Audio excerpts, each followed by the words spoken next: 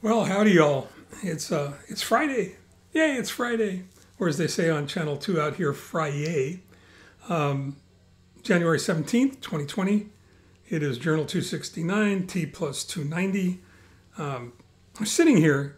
It's been a strange day, but I was sitting here writing a column for the magazine I write for on making better decisions and thought that it wouldn't be a bad topic to discuss here, if for no other reason than to figure out what I wanted to say in the column. So bear with me. The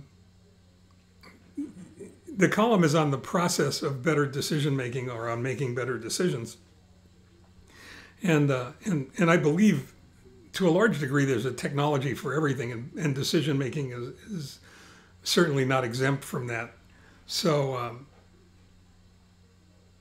hang in there. I'd be interested in your thoughts and comments, perhaps some suggestions as well.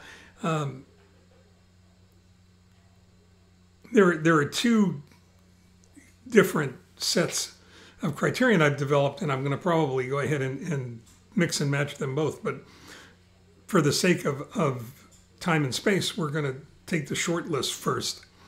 Okay, and if there's interest, then we'll go back and revisit the longer list. But there are certain things that you really need to do if you're going to make better decisions. And certainly better decisions mean better outcomes. And better outcomes, sort of start you on the march to success in a much more direct path, on a much more direct path. So the first thing that I would add to whatever list you find, and there are lots of lists on the internet that you can find beyond what I'm going to go ahead and put together here, is revisit your why. If you don't know what I'm talking about with your why, and I've written about it before, we've spoken about it before, Simon Sinek, The Golden Circle, it's all about why you do the things that you do, whether in business or in life, what your passion is, what it is that motivates you, what your purpose is. Not so much the how you do what you do, not so much the what you do, but the why you do it. So revisit your why, because it's important that you stay in touch with that. It's been my experience in life that when you find yourself the most frustrated, it's because you've moved away and you're doing something that's not consistent with your why, your mission, or your vision, your goals, or your objectives. So revisit your why. Make sure that what you're doing is consistent with your why. And if it's not, you've got to ask yourself why you're doing it. Gather as much information as you can about what it is that you need to make a decision on. And ask yourself really hard questions. Don't be afraid to ask yourself hard questions, and don't cheat by giving yourself simplistic, easy answers. Try to identify as many options as you can, different paths that you might take to get you to where you need to go. There's more than one path to the top of the mountain. Certainly one of them is going to be the most direct, but that's not always the best way. So identify options. Try and go ahead and spend as much time as you can looking at the consequences of those actions, because each of those actions will have consequences associated with them. Some of them will be obvious. Some of them will be unforeseen. Some of them are unknowable until you take action.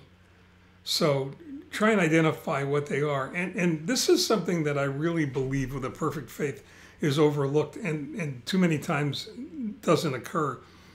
We all know what a postmortem is, right? That's the investigation that's done on a body after death, after someone's passed. You can do a postmortem on ideas after you've taken a shot, made a decision, and taken action, and it's failed, and you can try and figure out why it failed. But you can do a pre-mortem. You can actually say to yourself, well, if we did this, this is what we think would happen. If it failed, why would it fail? What are the things that would contribute to that failure? And if you can identify that, what would I have to do to eliminate them from happening? Is there anything that I can do to make sure that they don't happen? What can we do to keep the patient from dying? What can we do to make sure that the decision is the right one, the best one, the one that's going to give us the expectations that we want, need, and expect? So think about that. What's the worst possible outcome of making that decision? And what things would factor into it? And what do I have to do to eliminate that? You know, obviously, the sixth thing, if you're counting, would be make a decision. You know, finally, sooner or later, you're going to have to go ahead and pull the trigger and make a decision.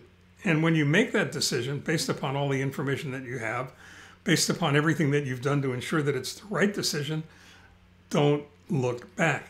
You made a decision based upon all the information you had at the time, which was the best information you could gather. It was the best decision you could have made.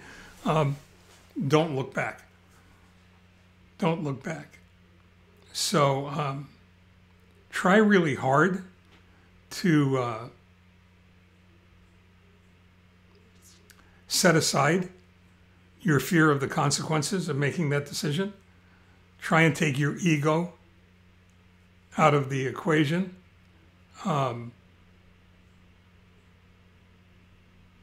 Pay attention to your instinct and to your intuition, but not too much.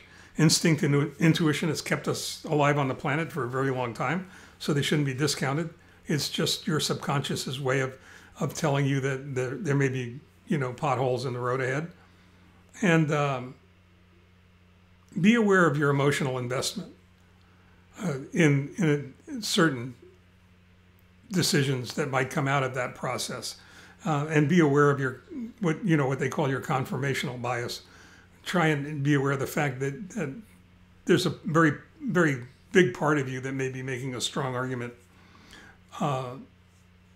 that's consistent with what you believe in and what you want to hear, rather than what you need to hear. If you do all of those things, you may find out that you're further along on your path to success as a person or as a business owner than you might otherwise be. So something to think about for the weekend. This is going to be a very busy weekend for Leslie and myself. We've got a lot of things that are going on.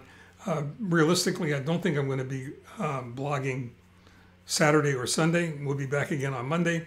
So if you get that, I'll miss you. But in the meantime, stay well, take care. Bye-bye.